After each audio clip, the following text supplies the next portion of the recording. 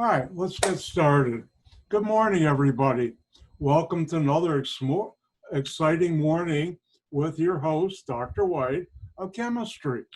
Now, couple important announcements. One, Dr. White, I just remembered this morning, about 5 minutes ago, I forgot to modify the lectures for, I think it's chapter 6, by putting in mole, atom and molecule relationship. I'll do that right after class today. I already got it posted up there. Another thing, as you know, we're all having a lot of fun with Labster, and check this Thursday. Last Thursday, you should have tried that one Labster lab. All you have to do is log on, just answer one question, even if it takes you 20 tries. That should show me you've at least logged in, and I'll put in your 11 points in Blackboard. If you've logged in and didn't get your 11 points, email me and I'll check into what's going on wrong. Because Labster should, I download a report. By the way, I just saw a note from one of your colleagues. Yes, and I've had many issues too. So guess what? You're not alone. And it has nothing to do with your knowledge of chemistry. Labster stinks. But anyways, think of the bright side. Because of Labster, you're able to take this course. It wasn't dropped, and you'll get credit as being a lab course, which is a good thing. All right, so make sure by this Thursday that you check into Blackboard and see for the lab you did last Thursday, which is technically due today, but I'm extending it, that you have gotten your 11 points if you've logged in and at least tried it. All right, that's one thing. The other thing, it's lab day, and we're going to do one of my labs, which are fun. I hope they are for you. And let's go into that. Today's game plan is I'm going to go through the lab, then I'll go through chapter 9 problem sets, then I'll continue on with my favorite area, moles, and your good buddy, your good friend, unit analysis. It's been mine for many, many, many years.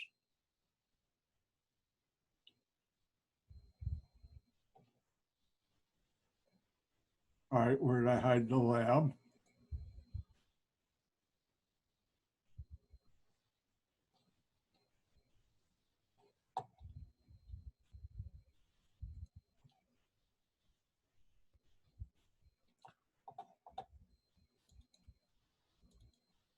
All right, today's lab deals with moving electrons from shell to shell, otherwise known as flame test. How many of you have ever heard of or seen on TV, especially some of the crime shows, oh, what were the metals used in that crime? And somehow someone in a laboratory, a chemist, analytical chemist, says, ooh, from the crime scene, we found these metals, and that helps convict a criminal. Well, how do they do that? It's called by flame ionization test. Now, different atoms, when you heat them up, the outer electrons go from one shell to a higher empty shell. And once they get out of that heat, the flame, they say, I don't want to be up here. And they go boom, right back down to their old shell. Now, when they go down, they're giving up energy. And the energy they give up is in the form of light. And light, as you know, is made up of different colors. Each color has a different energy. And based on the shells going from this to this, for specific elements, actually cations or anions, because I'm not going to give away that, it gives off light. And that's what I say here. Now, hopefully you've read this. I'm just going to jump here. And they give off light. In this experiment, you'll be heating different solutions of molecules, in the flame of a Bunsen burner. This is called a flame test. When you conduct a flame test, you'll be causing electrons from atoms to go to higher shells, and when they cool down, move up out of the flame, they give off energy in the form of light. And if you notice here, I have two YouTube for you to take a look at. Let's look at one real quick right now.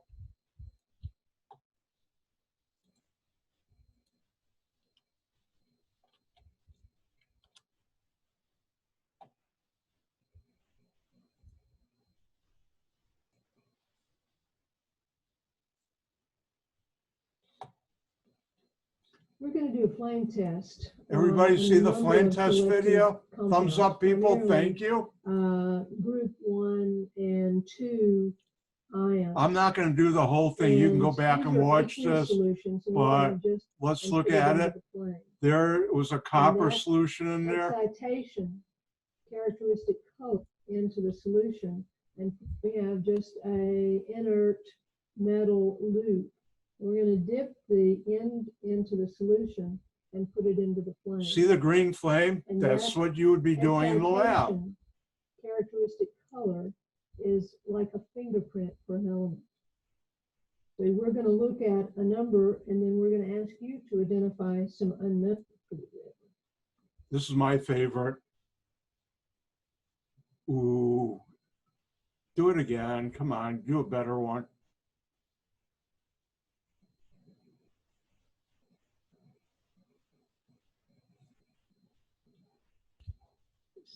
Lithium.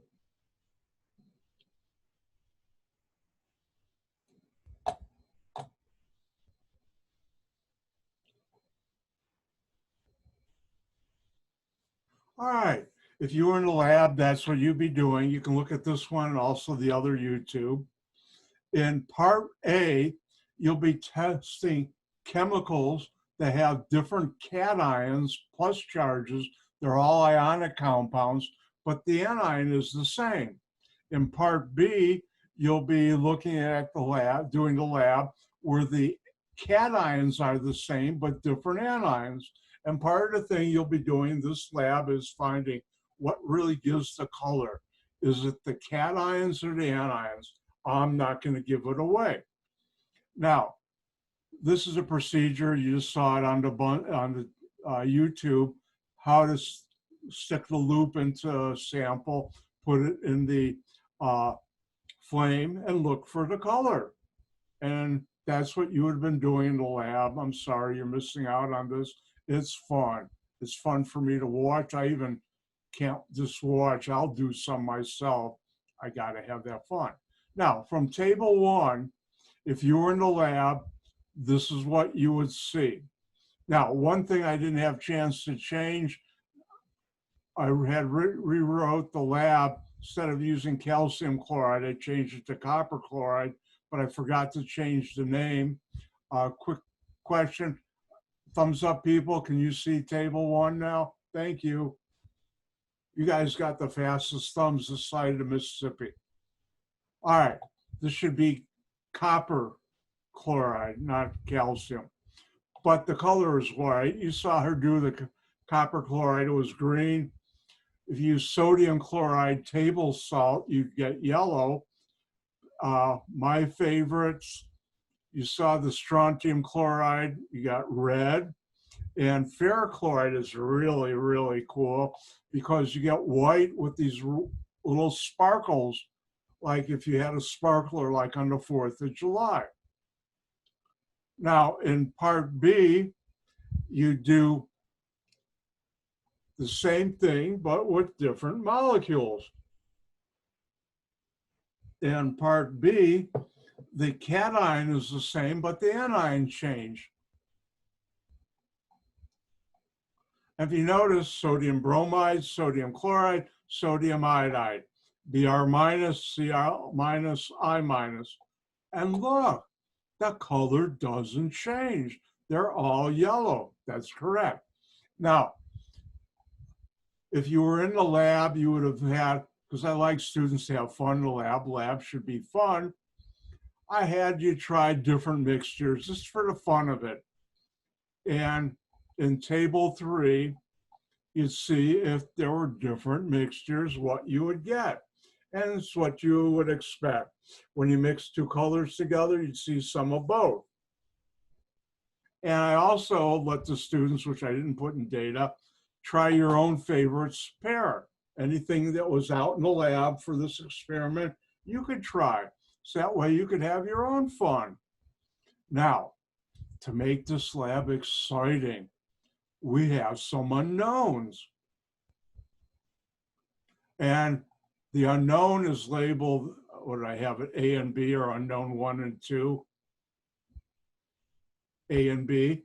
And you would have a vial in the lab which had labeled unknown A and unknown B. And you could think of the district attorney from DuPage County needs to know what metals are in, what's the metal in A, unknown A, what's the metal in unknown B. So this way, the district attorney could convict a criminal of some heinous crime. I'll let you fill in the blank for which heinous crime you want, murder, arson, or a lot of others. But if you look at table 1, this will be the A and B are from table 1, and you should be able to identify what is A and B by looking at table 1. Now, for this lab, which is due this Thursday,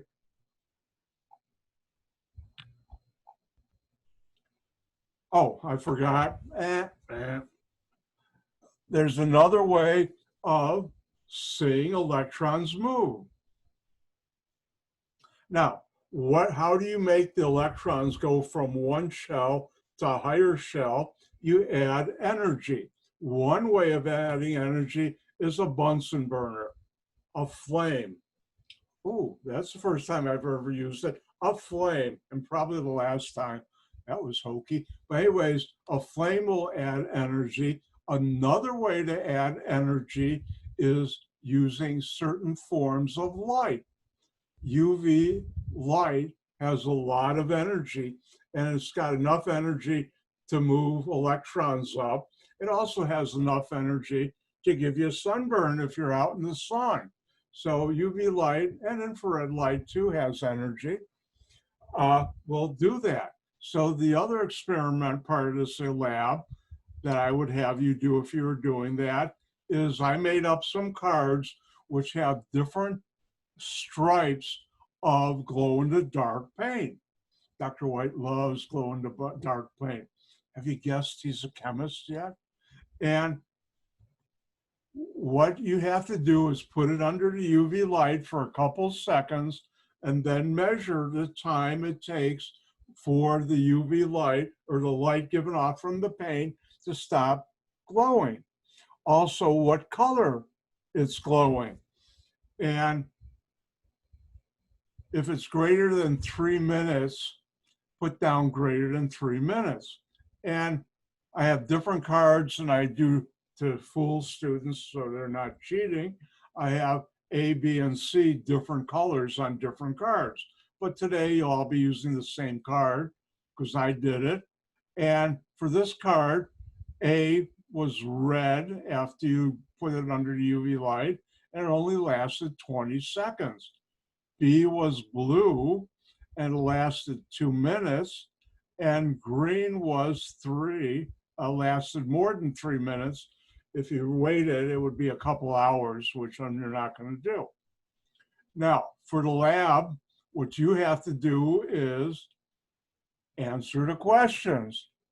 And these answers can be found on tables 1, and the last table, table 5. I think I have a question on that. Hold on. Yep, number 6 and number 7 are from table 5. And you will answer the questions, upload them to me as either a Word file or a PDF file. Speaking about uploading, and that's the lab. First of all, are there any questions about the lab? You can download it as either a PDF or a Word file from Blackboard assignment area. And you have, remember, labs are always due the next lab, which would be this Thursday. And don't forget to watch the videos because they're fun. And I had a lot of fun when I do this lab, and you would too. And hopefully you will, just thinking about it. But think about it. The next time, I don't know if they're going to have them. That's sad. But assuming they had, or you've seen in the past, the fireworks from the 4th of July, what you're really seeing in fireworks are electrons moving from shell to shell. Why? Because when the initial explosion happens, that gives off a lot of heat and energy, and there's certain chemicals in the fireworks that are heated and give off light. Now they also travel, and that's how should I say, skill and magic of the people who make the fireworks. You know how they have the different effects where it goes like this, then goes pop, pop, pop, pop. I love those. When I was younger, I haven't done it in a long, long time, because at my age, I don't feel like messing with the crowds. Back when I was your age, makes me sound like an old man. Uh-oh. But anyways, I used to go with friends of mine. We used to go every year to the big one in Grant Park in Chicago. And since we went with about 8 or 10 guys who were small like me, no, we were quite big, nobody messed with us. We always got good room by the waterfront to watch the fireworks, and they were awesome. Also, a couple of years we used to go when we got tired of crowds in Chicago. We go to Evanston, which was also good too.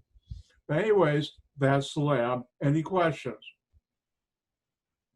Going once, twice. Let's move on.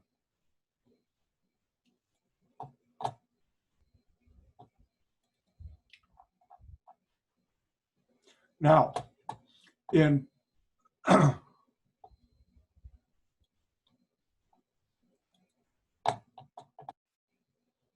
time again for my thumbs up people. Everybody see part 1. Thank you, thumbs up people. You guys work at warp drive. All right, now you should be doing the practice problems. Before I go into this, I got some important news to share for you right now. Test number 1 is always the highest average of the semester for tests. Test number 2 is usually the lowest average for the class this semester when I teach 12-11. However, I've had some wonderful, including summer classes who have shown me wrong and worked hard and made test number 2 also a high average. So what I'm telling you is test 2 is much harder than test 1. Relax, we're going through all the things you should do to do well, but you really, really have to do the practice problems for test 2 because that's the road to success.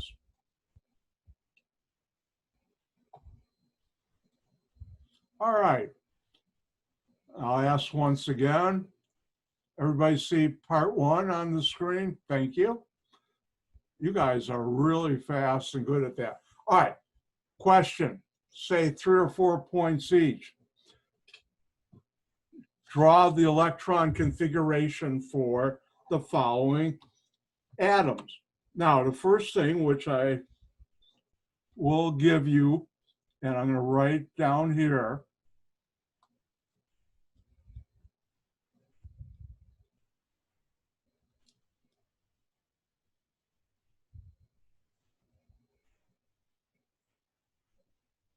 and if we are in the class, I'd be doing this on one part of the whiteboard.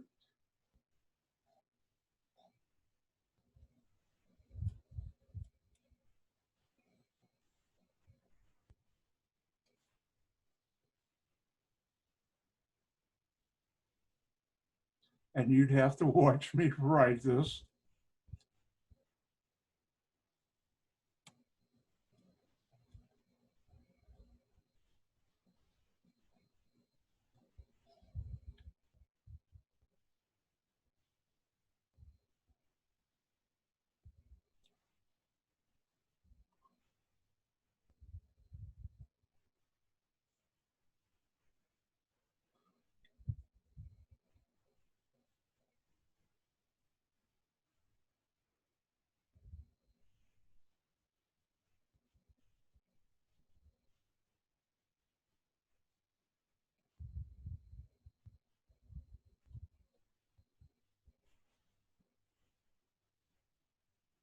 That's an awful looking arrow. Well, I got to practice it. Now, remember, we have the shells, and they're named 1, 2, 3, and 4. We have the subshells in each shell. Shell 1 has 1, 2 has 2, 3 has 3, 4 has 4. The subshells are S, P, D, and F, and S has 2 electrons, P has 6, D 10, F 14. These two charts I will put on important information on test number 2, and you don't have to memorize them. In the past, I used to have students memorize them, but now I don't. Now, in writing the electron configuration, you write the subshell number.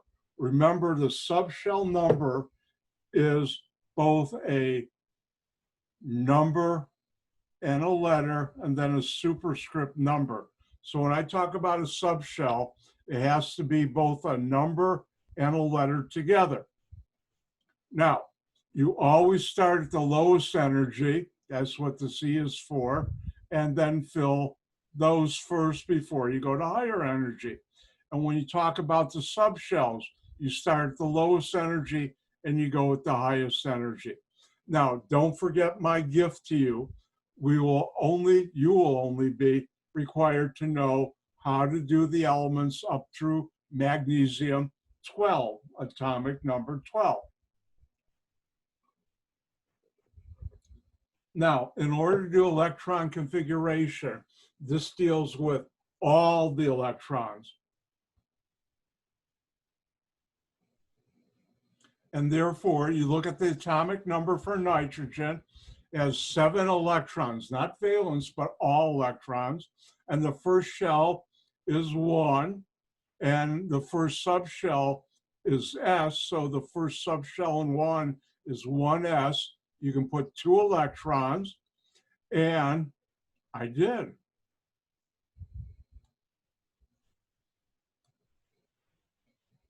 And you can see I did that.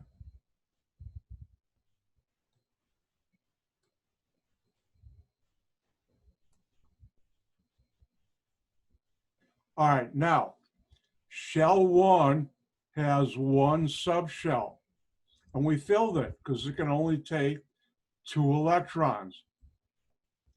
Now, that means we got to go to the next shell, which is 2, and the first subshell in 2 is always going to be S.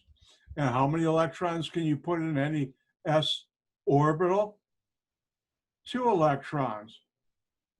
And we do that. Now, how many subshells does 2 have? It has 2. And the second one, first one is S, second one is P.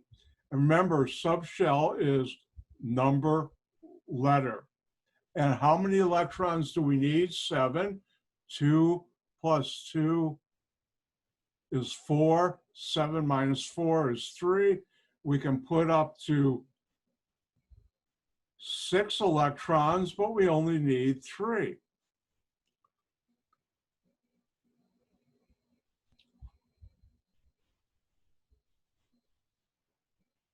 Now, if we go to magnesium, magnesium has 12 electrons.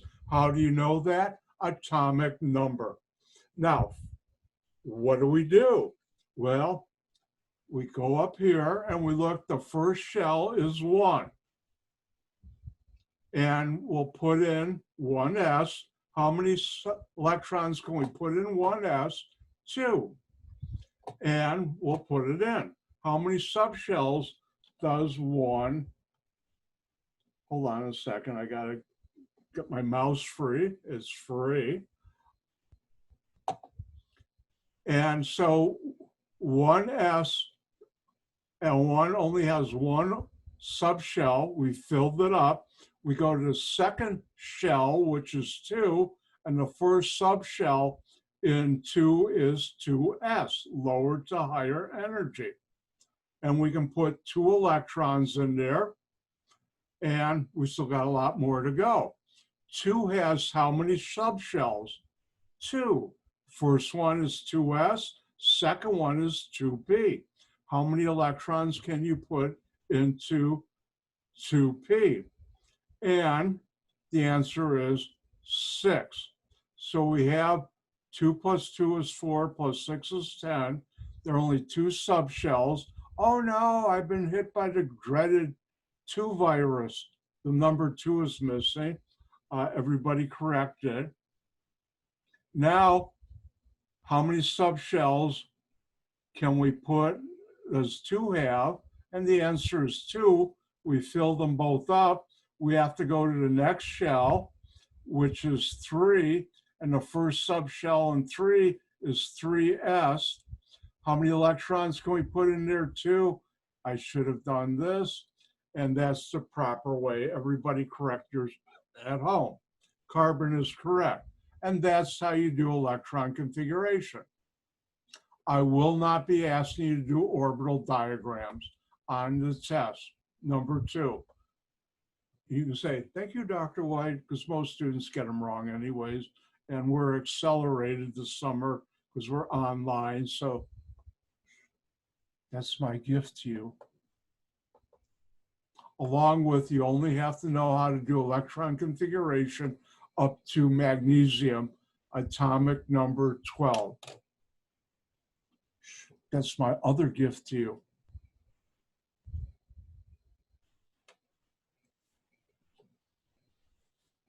All right, let's move on. Next one, which number 2, you should know, what is a valence electron? And a valence electron, those are the outermost electrons or the outermost electron of an atom. Now, you should know, say 2 or 3 points each, how many valence electrons do the following elements have? Well, how do you figure that out?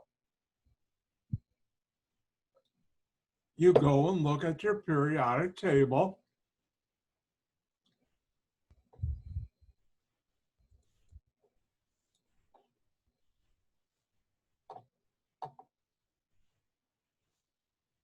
Which we have in front of you, just to make sure.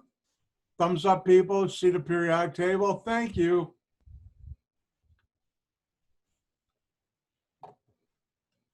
All right, now, to figure out how many valence electrons, you look at either the Roman or the numeric number on top of the column. And I have those in red. This is the periodic table you can download and use during your test. One thing I haven't mentioned, when you open it up, it's at the wrong angle. To rotate it 90 degrees clockwise, hit Control-Shift+. To rotate it clockwise so it looks normal like this, Control-Shift+ all at the same time, and it will rotate it. Now, how many valence electrons does hydrogen have? Atomic symbol H. Look on top, 1.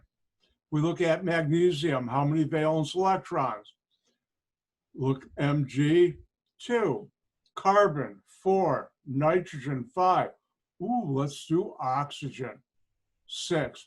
You know something? I'm going to let you try one.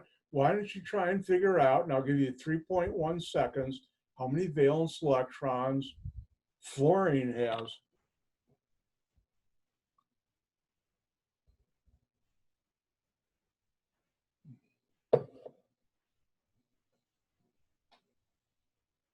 Time's up. Fluorine, F, has 7 valence electrons. Let me let you try one more. How many valence electrons does neon have? Give you 2.8 seconds. Let's go.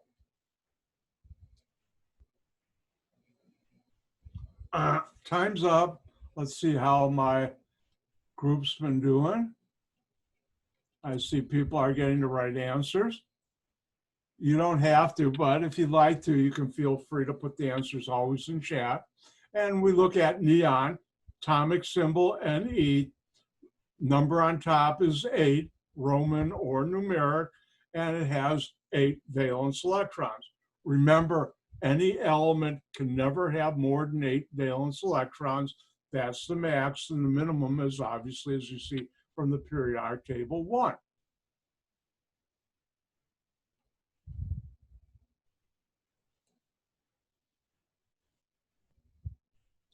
And that's that practice problem set. Now, quick commercial from Dr. White. Remember the first day I talked about riding a bicycle and being a nice guy and giving you the best Blu-ray, not DVD. I went all out of Blu-ray, how to ride a bicycle. And you look at it and you say, wow, if I watch it for next month, I know it. I know how to ride. Until you get on a bike, and what happens? You fall off. And with a little practice, you don't fall off. Well, watching me do it is like watching the video or the Blu-ray. It looks easy until you try it yourself. Now you have 2 choices. You can fall off when you do it on the practice problems, look at the, oh, now I know how to do it.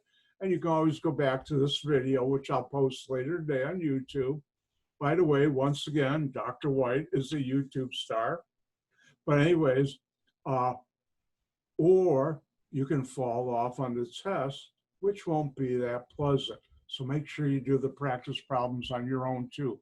It's the sum of them.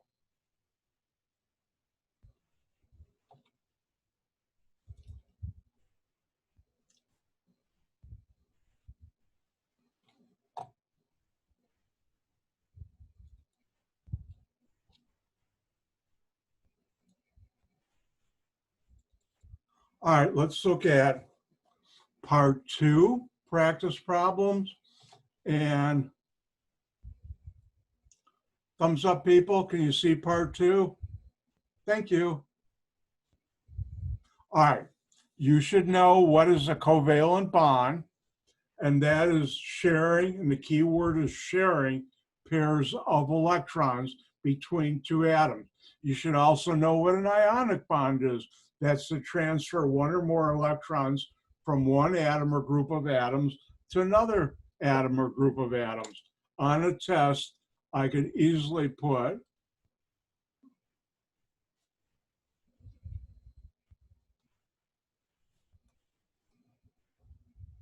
for this problem, and also 3 points each for this one. And that is draw the Lewis structure for the following compounds. I could have put down there for the following compounds. Now, Lewis structures deal with valence electrons. And when you draw, just like a Lewis structure for an element, I think I missed it, probably in chapter 10 we got it, those two, but you draw 1 dot on each side before you double up. Now, if we look at water, we've already done water. Let's do this one. If we look at this, the only way you can make it work, nitrogen has 5 valence electrons.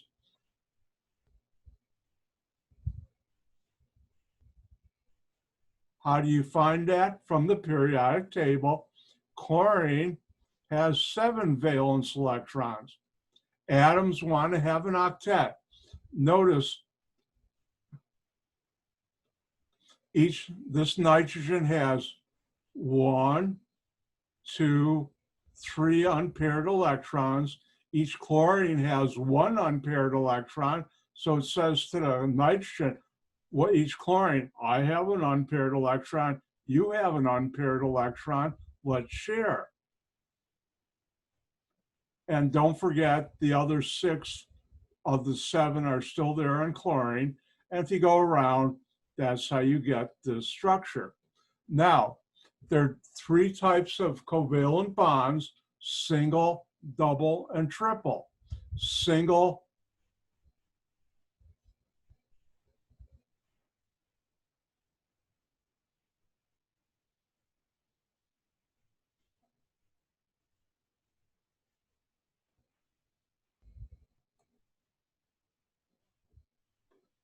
this I won't give you, you have to memorize it. Gotta make it. And a single bond has 1 pair, double bond 2 pair, triple bond, 3 pair. And if we look at hydrogen cyanide, the only way you can make it work is carbon has to be in the center. Hydrogen has 1 valence electron. Carbon has 4 single unpaired valence electrons. So hydrogen says to carbon, hey, let's share. And they do, and they form a single bond. Now there's 3 unpaired electrons in carbon, and nitrogen, as I showed you up here, had 3 unpaired, a total of 5, but 3 are unpaired. And the carbon says to the nitrogen, I have 3 unpaired, you have 3 unpaired. Let's share and form a triple bond. 1, 2, 3 pairs of electrons. Ignore that. Hold on. Let's see if my, oh wait, let's try something.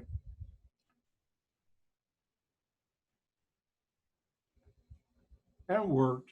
All right, and there's a triple bond and a single bond here. Now, this is very important when we talk about polyatomic ions.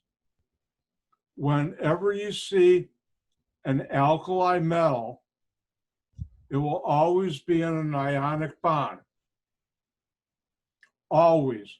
Therefore, it gives up electron to form an ion. You should know by now that the alkali metal form a +1 cation.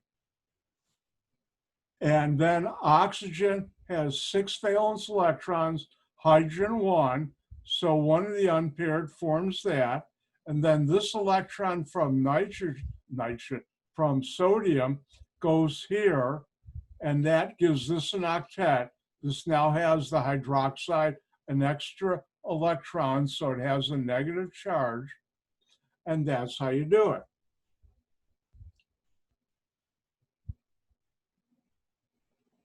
Now, as I had earlier, you should know, if I ask on a test, what are the 3 types of single bonds, covalent bonds, and how many pairs of electrons? Single, 1 pair, double, 2 pair, triple, 3 pair. Now, I think it was yesterday I talked about hydrogen bonding in water, and give an example of a molecule that can hydrogen bond, water. Ammonia, alcohols like ethanol, because they have a formula like this. This is organic chemistry. You don't have to memorize this. And this is the part that can hydrogen bond, and hydrogen fluoride, HF, can hydrogen bond. And you should know at least one of those that can hydrogen bond, hopefully water. Any questions on that problem set? Going once? Can you go over the NH4Cl? You went too fast. I didn't see the answer. Hold on. When it comes to ammonia, NH4, do you want me to go through the electron configuration, the Lewis structure, or hydrogen bonding? No, I just wanted to see it. Which, all right. Don't forget everything on the screen other than when I write.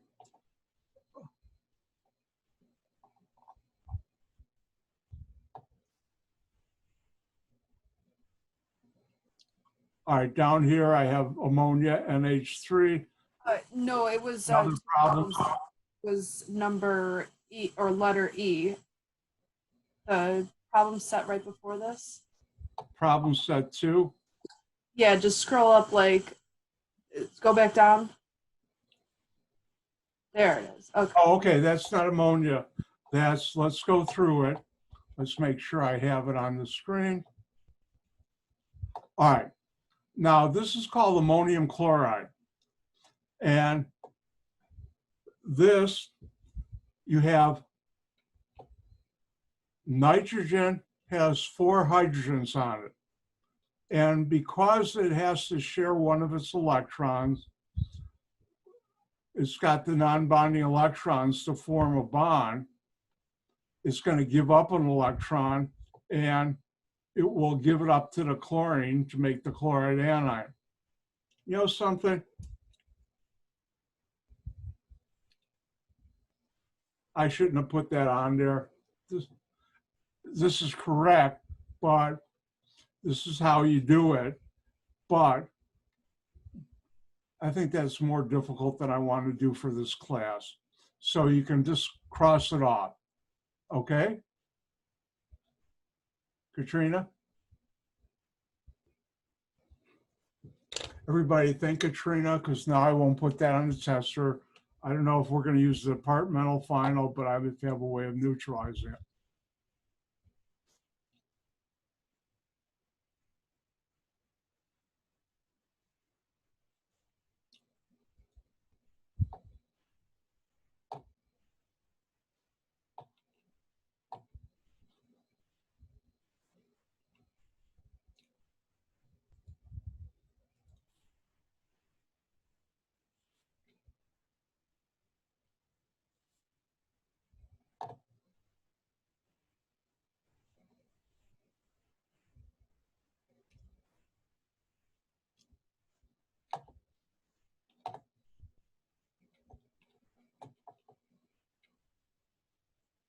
I'm opening a file I should have had open. I apologize.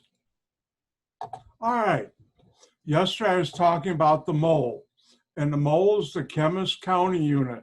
And a mole is 6.02 times 10 to the 23rd, whatever. In chemistry, we talk about atoms or molecules. And 6.02 times 10 to the 23rd, you should know, is Avogadro's number. And don't forget, Dr. White's birthday is coming up in December, and all I want is for my birthday, my most wanted birthday gift is a mole of pennies, which would be 100 million times $1 billion, which I don't know what number that, how you'd call that. That's a lot, but that's Avogadro's number, which is a big number.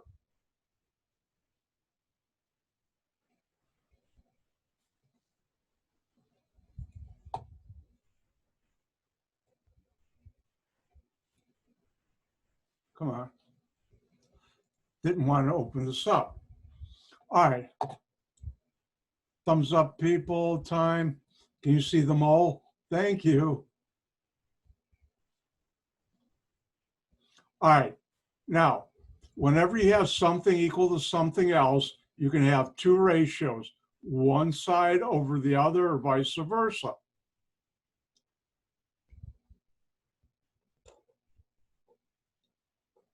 Talked about molar mass. And let me get back to the slide I said earlier I hadn't put in here. I apologize, but let's go ahead and do a couple important things.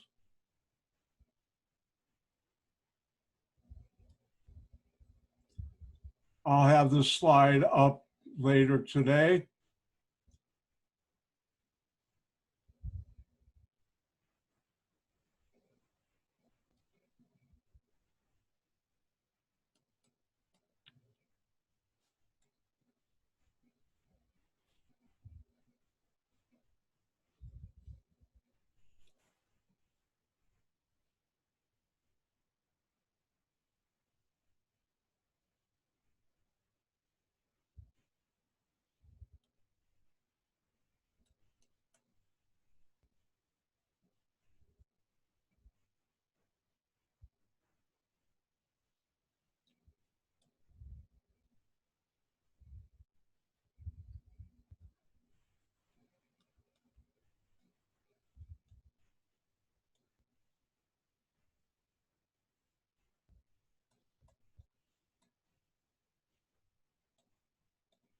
Dr. White's being subtle.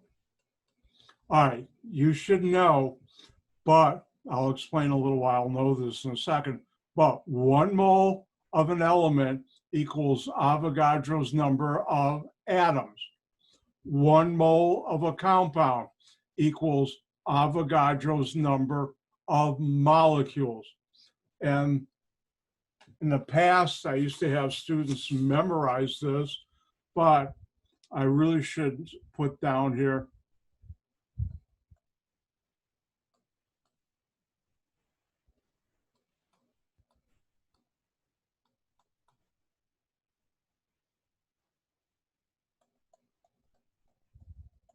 I can't see the white tab that you're drawing on. I thought I see. All right. I should have checked with my thumbs up people. Bad, Dr. White. All right, let's go through this again. Everybody see all right, let me do what I didn't do earlier. Thumbs up, people. Can you see what I wrote? Thank you. Let's go through it again. Instant replay. Well, it's the summer. All right. 1 mole of an element equals Avogadro's number, 6.02 times 10 to the 23rd atoms. 1 mole of a compound equals Avogadro's number, 6.02 times 10 to the 23rd molecules. Now, 1 is an exact number in this relationship. Avogadro's number is a calculated number, and it's 3 significant figures. Remember that when you're doing your calculation. In the past, I used to say, know this. Now, since I will be giving you this and this on important information for test 1, because I'm no longer testing your memory, but I will be testing your knowledge of chemistry, you should know how to use this.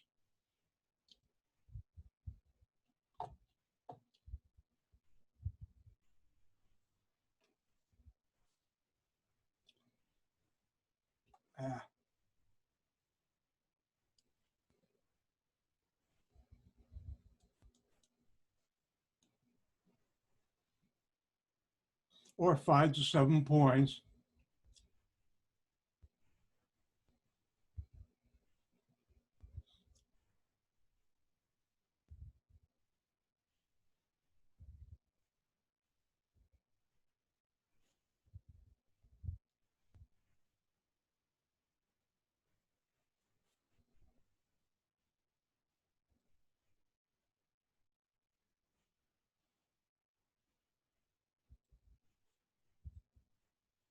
And let's look at the following. How many moles of Ki are in 3.50 times 10 to the 25th molecules of Ki? Now, I'm going to ask you to do something over here and here. Write only what are you being asked to find, the units, and what are you given. Or if you don't want to write it, just think about it.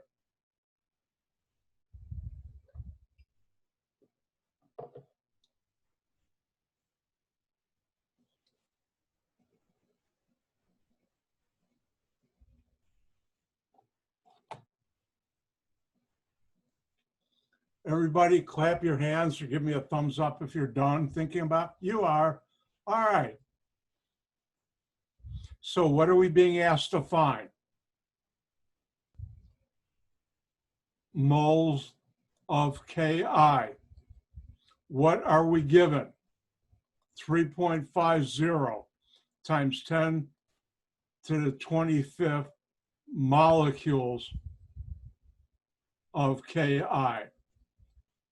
Ooh, I haven't done it all day. Guess what time it is? It's time to use your good buddy, your good friend, unit analysis. Let me check once more with, everybody see my tablet now? Thank you. All right, how do you use your good buddy, your good friend, unit analysis?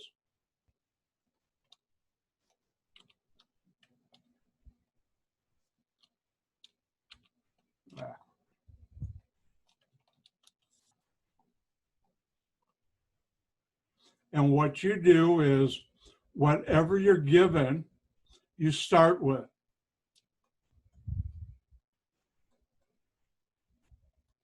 Don't forget to put the units. If there was, let's say, Ki, if I could multiply it times some conversion ratio, what would my answer be? Units. and we have it right here. We took the time to figure out that should be moles of Ki. Now, here's how you use unit analysis. I can get multicolor on you. Whatever you're trying to get to unit-wise goes on the top. That's an M. That's an awful M. And whatever units you're trying to get rid of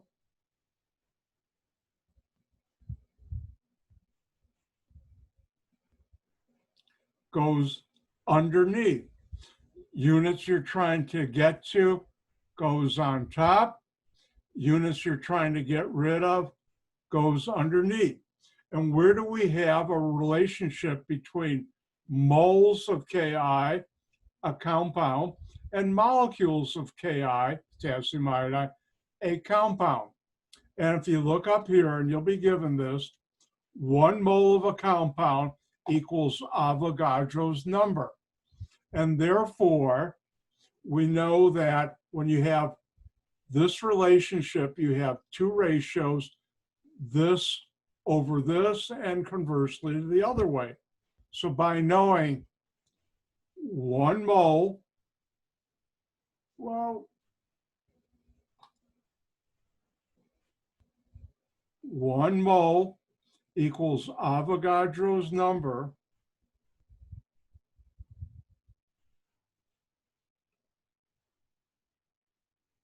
Now, before I pick up my calculator, I'll look through the unit. Do I get the right units for my answer? And notice you'd have molecules of Ki divided by molecules of Ki.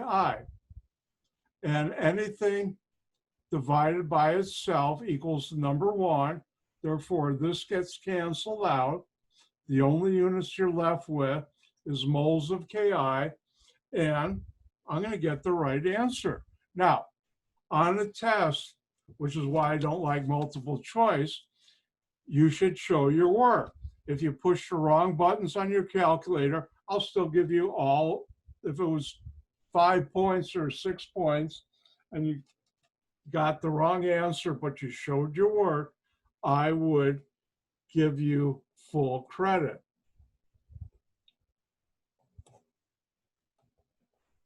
Let me open up my calculator.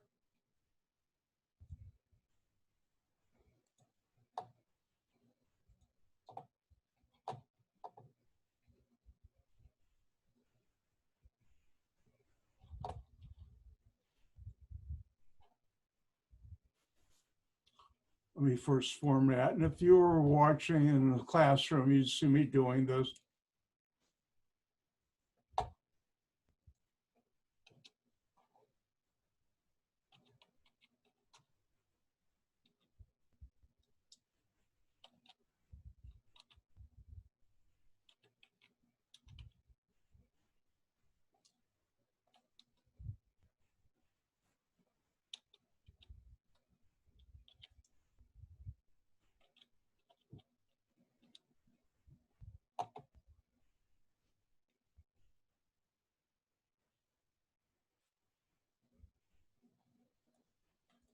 Now, if you look at the calculator here, it gives me this, and I'm back in my rut now.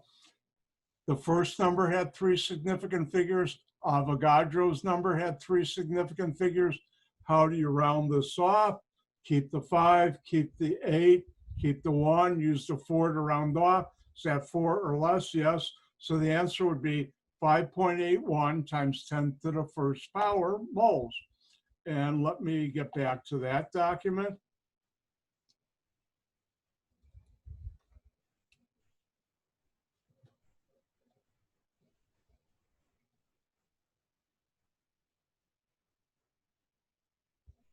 And that would be your answer. Now, again, the key thing here is using your good buddy, your good friend, unit analysis. You write down what do you have first. You write down what units you want to get to, and you write down, if I had a ratio that allows me to convert from my starting to my answer, what would be on top units, moles of Ki in this case. Whatever you're trying to get rid of, you don't want this in your answer, goes underneath. And where do I get this relationship between 1 mole of a compound and its molecules?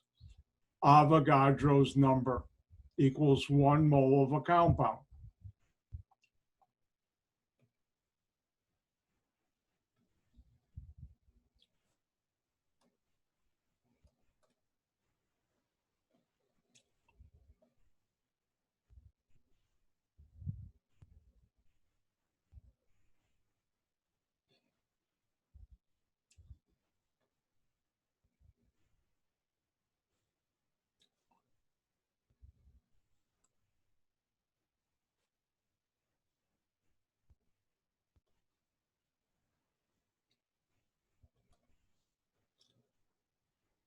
Let me ask my thumbs up, people. Everybody can see it. Why don't you try this up? Just try and set it up. 1, put down what are you being asked to find? What are you given? And try and set up the ratio.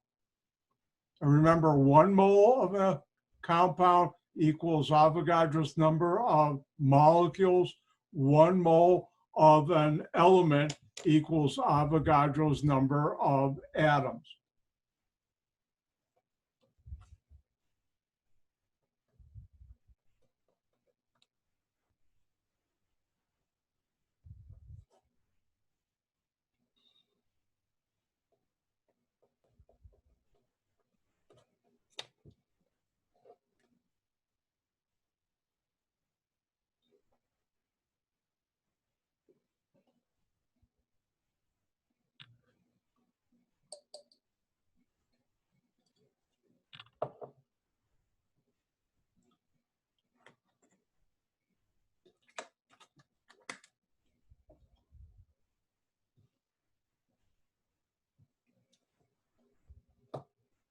All right. I'm going to move on because time's running out. I don't like to go over class because when I teach in a classroom, when I was a student, I didn't like professors who went way over time, and I don't do that. All right, let's do this real quick. And you'll be able to go back and look at the video. All right, what are we asked to find? Moles of gold. What are we given?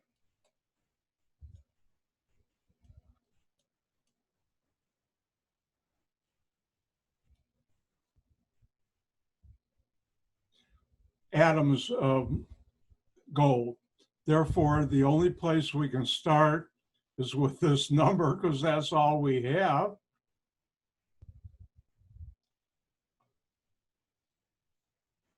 If I could use my good buddy, my good friend, remember I'm going for the Guinness Book of World Record, saying it the most times in one semester, I'd have some ratio. And what units do I want my answer to be?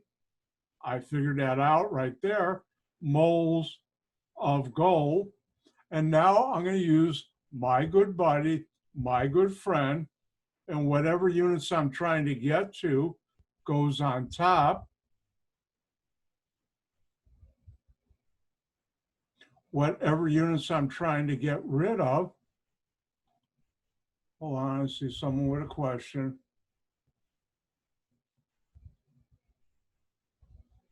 Okay. Can I, quick real thing. Everybody sees this, right? What I'm working on? Thank you. All right. What we're trying to get rid of goes here. And 1 mole equals Avogadro's number. So for every 1 mole, I have these many atoms. Notice atoms cancel out when you divide everything. I'm going to real quick, bear with me. I apologize for going late.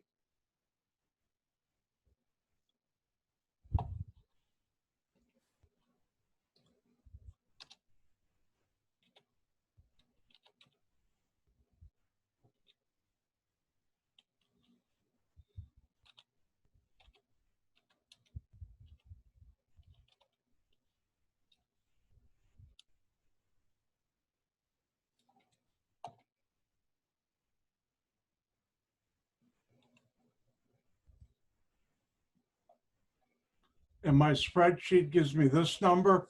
Both of those are 3 significant figures. Keep the 1, keep the 2, keep the 1, use the 4 to round off. That's 4 or less, drop that. 1.21 times 10 to the minus 3.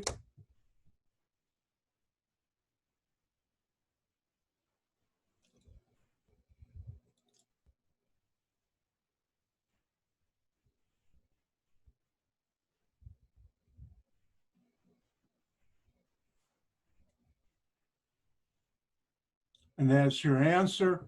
And with that, I apologize for going over a whole 3 minutes. Bad, Dr. White.